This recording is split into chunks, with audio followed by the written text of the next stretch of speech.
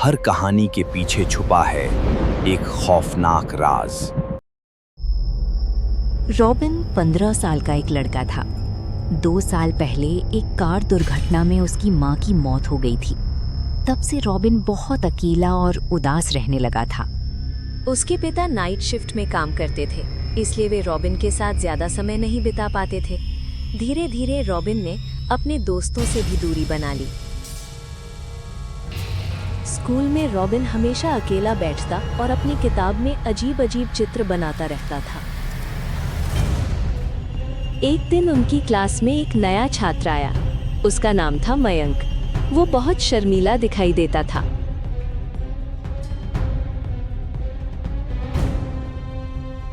Mayank robin के पास बैठ गया और उससे दोस्ती करने की कोशिश करने लगा, लेकिन रॉबिन ने उसकी किसी बात का जवाब नहीं दिया।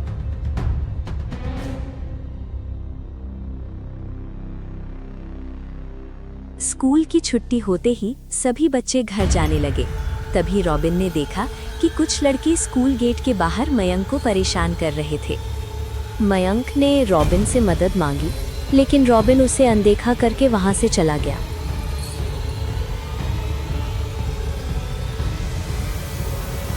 कुछ दूर जाने के बाद रॉबिन को अपनी गलती का एहसास हुआ। उसे बार बार मयंक का डरा हुआ चेहरा याद आने लगा। वो तुरंत वापस स्कूल पहुंचा, लेकिन वहां कोई नहीं था। तभी उसे मयंक अपनी साइकिल पर एक सुनसान रास्ते की ओर जाता दिखाई दिया। उसके पीछे वही लड़के लगे हुए थे। रॉबिन भी उनकी मदद करने के लिए उनके पीछे चल पड़ा। कुछ देर बाद वो एक ऐसे रास्ते पर पहुंच गया जिसके दोनों तरफ घना जंगल था।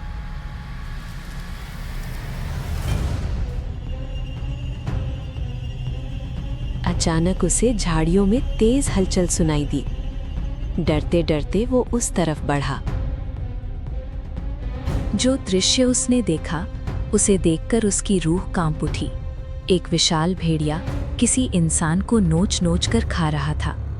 ध्यान से देखने पर रॉबिन को पता चला कि वो इंसान कोई और नहीं बल्कि सुमित था, जो मयंक को परेशान कर रहा था।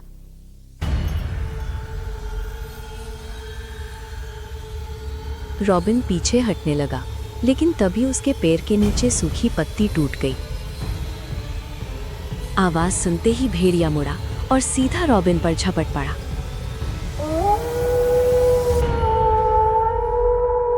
रॉबिन अपनी जान बचाने के लिए संघर्ष करने लगा। तभी सड़क से गुजरती एक कार की रोशनी देखकर भेड़िया जंगल में भाग गया।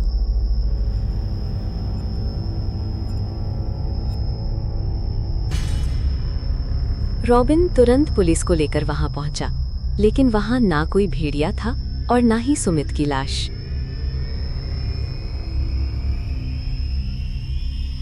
अगले दिन रॉबिन अपने पसंदीदा शिक्षक मिस्टर ब्लैक के पास गया और उन्हें सारी घटना बताई।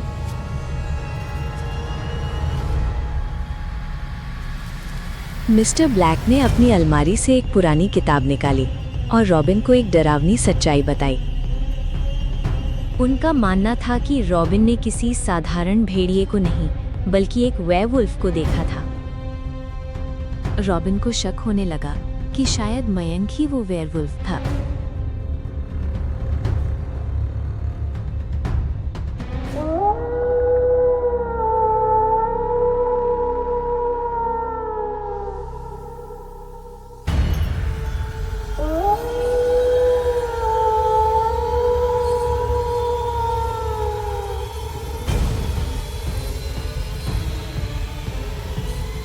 इसी बीच शहर में लोगों के रहस्यमय तरीके से गायब होने की घटनाएं बढ़ने लगीं।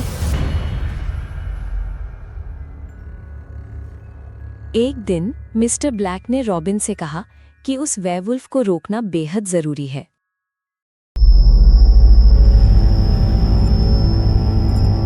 स्कूल के बाद रॉबिन उनके घर गया।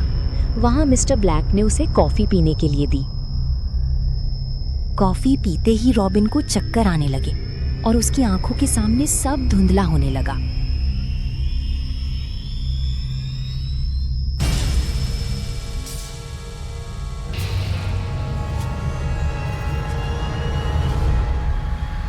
कुछ देर बाद उसे मिस्टर ब्लैक के कमरे से अजीब आवाजें सुनाई दी।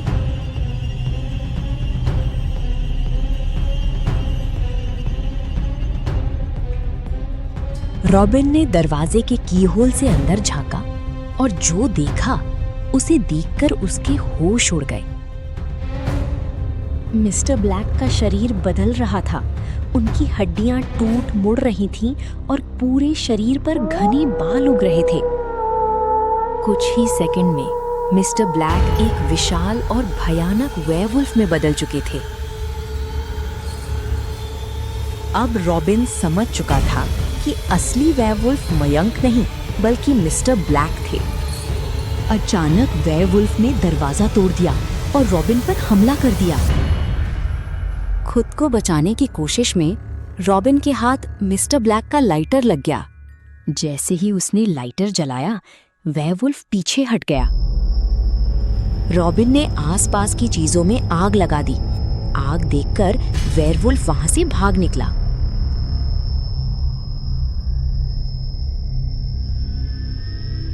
जब पुलिस वहां पहुंची तो उन्हें जला हुआ घर मिला और एक कोने में बेहोश पड़ा रॉबिन।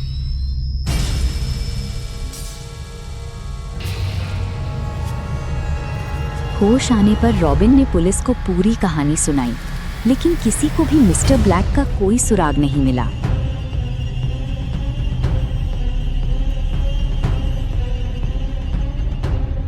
उस दिन के बाद शहर में कोई भी इंसान रहस्यमय तरीके से गायब नहीं हुआ। रॉबिन बच तो गया, लेकिन वो खौफनाक रात और मिस्टर ब्लैक का भयानक रहस्य वो कभी नहीं भूल पाया।